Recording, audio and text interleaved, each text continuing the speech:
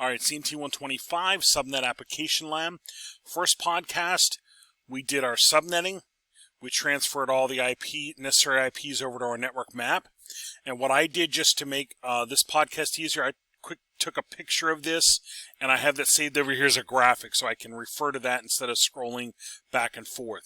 You might want to do the same thing, maybe print that page out or write that page out, so you have that to refer to, so you don't have to scroll up and down. Next thing I did, before I even started this, I got my patch cables out and I cabled up my network. Look at your network map. Go over here.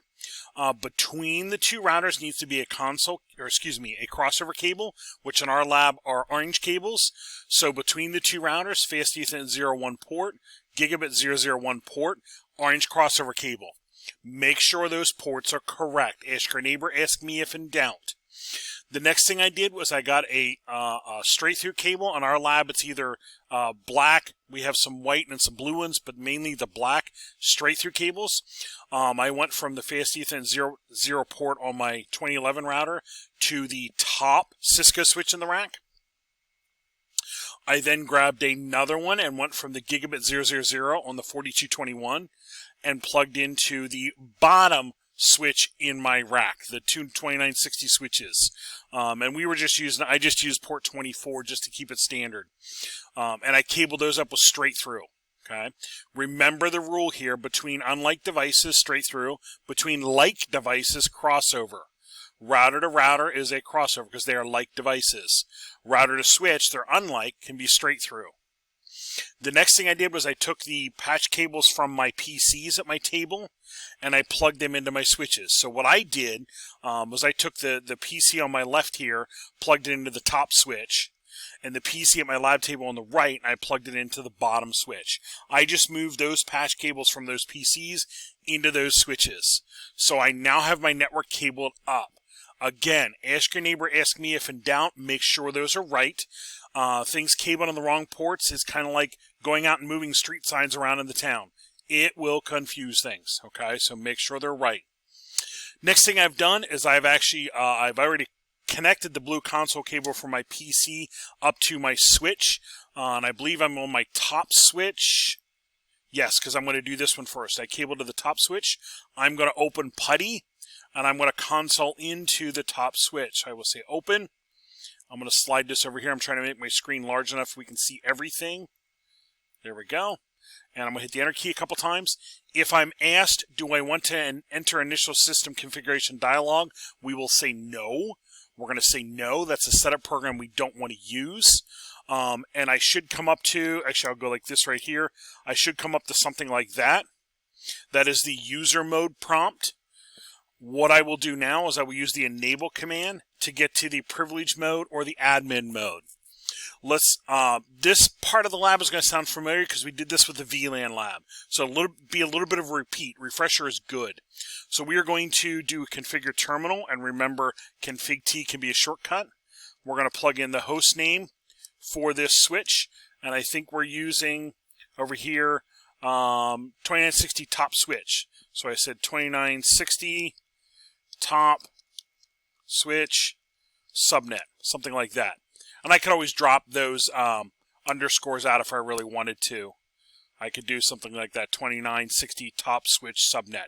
I could do that if I wanted to shorten up that name. That's fine. But that's my clue as to what this is if I were to remote into this device. All right, now that I have a name on it, I can give it an IP. And that'll allow me to remotely connect into this. So I will do interface VLAN 1. I will say IP address on this guy. I'm going to get it from my map. I'm going to get it from the map I did, 172.16.02, 172.16.02, followed by the subnet mask that we set, that we created. And I will say no shutdown to bring this online. And now if I do exit show run, again, this should look familiar from the subnetting lab or the VLAN lab. Down here would be my IP address, and it's functioning. Okay, so right now, we could actually ping the switch, and we could, as you see here, HTTP server, we could actually browse into this. That's something we can do later in the lab as we get things functioning. So there's my top switch. Here in the lab, or here I tell you to take a look at it and save your config. So we'll do copy, run. Copy, run, start is the shortcut. It does not work on all of our devices. In this particular switch, it does. It says, hey, do you want to call it startup config? And we do, so we're going to hit the enter key. You may need to use the longer command, copy, run, startup config. Use that if necessary. Copy running config, startup config. There's the full command. Here's the shortcut. Some of our routers and switches accept the shortcut, some do not. That's why I have the full command in there for you. It is now saved in case we lose power. All right, there's my first switch that's done.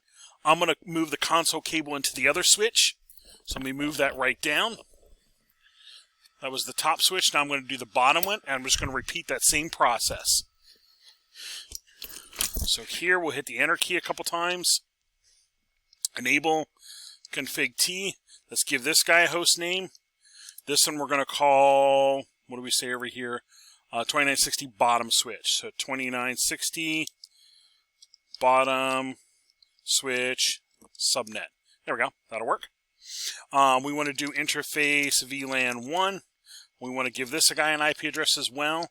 172.16.128.2, followed by our subnet mask, 192.0.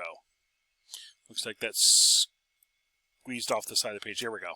192.0. No shutdown to bring this IP online. And we'll do a show run and make sure it's there. There it is, and I would double check. If by chance I saw that this number was wrong, just like I tell you here in the lab, troubleshooting step would be just repeat that command with the correct IP, and that'll overwrite that. Let's do copy, run, running config, startup config. There's the complete command. And now that is saved, but I can always, I should say sometimes be able to do copy, run, start, and that's the shortcut command. Okay, so there is my switch configs on, I should say the config on both of my switches. I'll come back in the next podcast and move over to the routers.